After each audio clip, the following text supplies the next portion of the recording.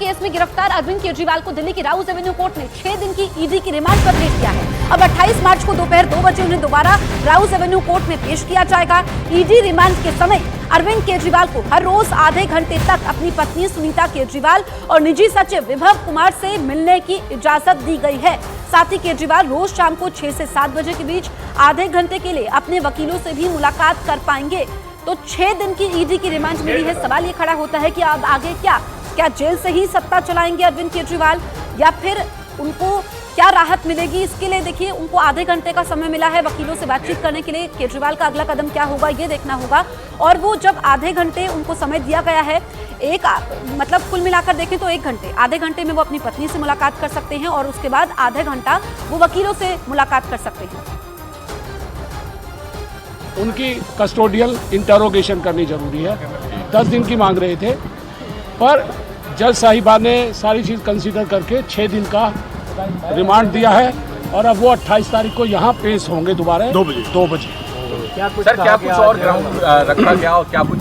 देखिए, उनकी तरफ से कहा गया कि जो पैसा गोवा में इस्तेमाल हुआ है वो इल गॉटन मनी थी और उनके पास कुछ ऐसे गवाहों के जो उन्होंने कहा बयान है जिससे पता चलता है कि उनको कैश की डिलीवरी हुई है।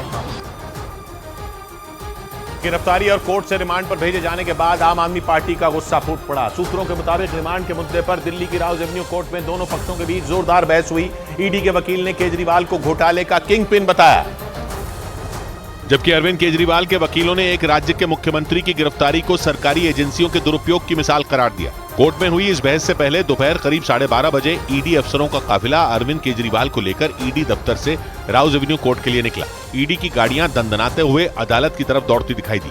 आम आदमी पार्टी के कार्यकर्ताओं के प्रदर्शन को देखते हुए ईडी दफ्तर और कोर्ट के बाहर भारी संख्या में पुलिस और आरएएफ के जवान तैनात कर दिए गए। कोर्ट पहुंचने के बाद ईडी के अफसर अरविंद केजरीवाल को लेकर सीधे जज के सामने पहुंच गए। इस दौरान कोर्ट के गलियारे से गुजरते हुए केजरीवाल का एक वीडियो सामने आया जिसमें 10 से 12 ईडी अधिकारी उन्हें कोर्ट रूम की तरफ ले जाते नजर आए।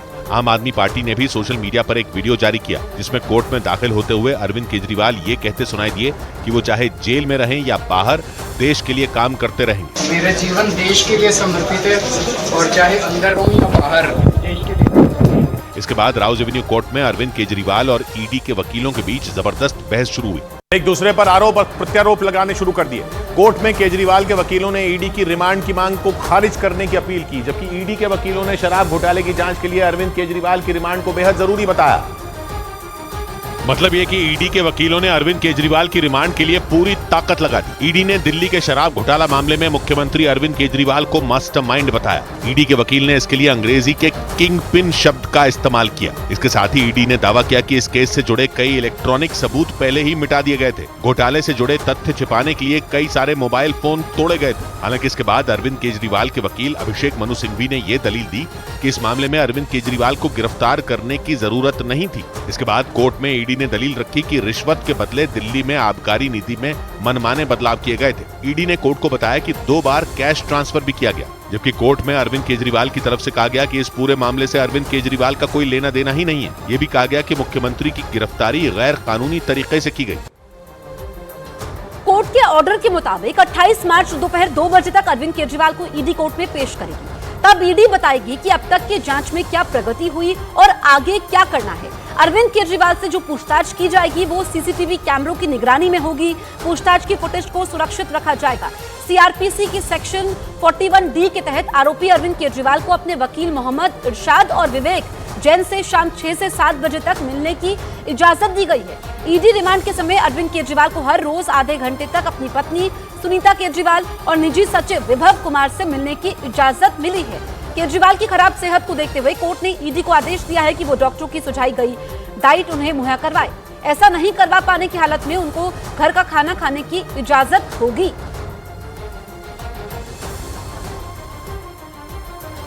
उधर केजरीवाल से जब दिल्ली सरकार चलाने के मामले में सवाल पूछा गया तो उन्होंने कोई जवाब नहीं दिया। मेरा जीवन देश के लिए समर्पित है और चाहे अंदर हो या बाहर। मेरा जीवन देश के लिए समर्पित है और चाहे अंदर हो या बाहर। मेरा जीवन देश के लिए समर्पित है और चाहे अंदर हो या बाहर। आरोप है कि शराब घोटाले की आड़ में करीब 600 करोड़ की हेराफेरी हुई और ईडी के हवाले से यह दावा किया गया कि यह पूरी साजिश किसी और ने नहीं बल्कि दिल्ली के मुख्यमंत्री अरविंद केजरीवाल ने ही रची। और ईडी के मुताबिक अरविंद केजरीवाल ने ही दिल्ली की शराब नीति में बदलाव करके करोड़ों के घोटाले की नींव रखी। इसी वजह से ईडी ने केजरीवाल को इस शराब घोटाले का किंग पिन माना। किंग पिन यानी सबसे अहम आदमी। मतलब ईडी ने यह दावा किया कि यह पूरी साजिश अरविंद केजरीवाल के इशारे पर ही रची गई और इसके जरिए करोड़ों की रकम का गबन हुआ। ईडी ने दावा किया कि इस पूरे खेल में मनीष सिसोदिया और संजय सिंह भी बराबरी के हिस्सेदार थे। हालांकि ईडी के मुताबिक इस घोटाले में अरविंद केजरीवाल ने सीधे सीधे हिस्सा नहीं लिया, बल्कि इसके लिए उनके राइट हैंड माने जाने वाले विजय नायर को काम पर लगाया गया था। ईडी के मुताबिक विजय नायर ने अरविंद केजरीवाल के कहने पर न सिर्फ नीतियों में तोड़ मरोड़ का खाका तैयार किया, बल्कि लोगों को डरा धमकाकर उनसे उगाही का सारा काम भी वही देखता था। और ईडी के मुताबिक इसी विजय नायर के जरिए दिल्ली के सीएम अरविंद केजरीवाल और उनके सहयोगियों तक 330 करोड़ से ज्यादा की रकम पहुंची। दावे के मुताबिक इसके लिए बाकायदा पूरी प्लानिंग की गई थी। और ईडी की जांच में यह आरोप लगाया गया कि दिल्ली की नई शराब नीति के जरिए करोड़ों के घोटाले की पटकथा अरविंद केजरीवाल के घर पर ही लिखी गई थी।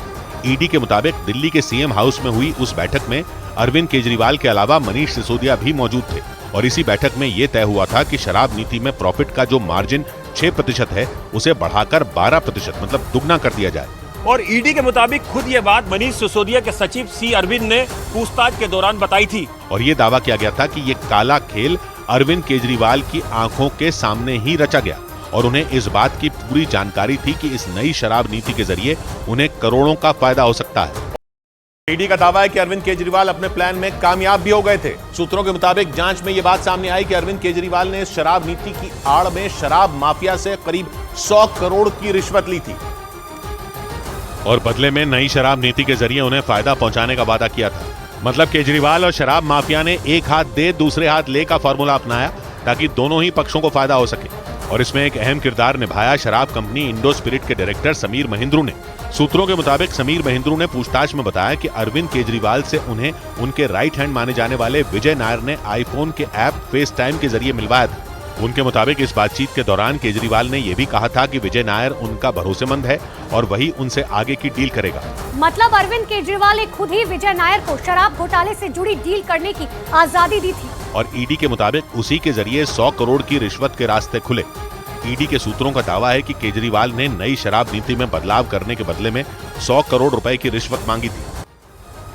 उधर आम आदमी पार्टी ने केजरीवाल की गिरफ्तारी के खिलाफ दिल्ली में प्रदर्शन का ऐलान किया है। सुबह 10 बजे आपके नेता और विधायक शदीद पार्क जाएंगे, विरोध प्रदर्शन करेंगे। आप ने इंडिया गठबंधन में शामिल पार्टियों से इसमें शामिल होने की अपील की है। साथ ही आम आदमी पार्टी ने 25 मार्च को होली का कार्यक्रम स्थगित कर लोगों से मिलने का प्लान बनाया है। 26 मार्च को आम आदमी पार्टी प्रधानमंत्री आवास का घेराव करेगी।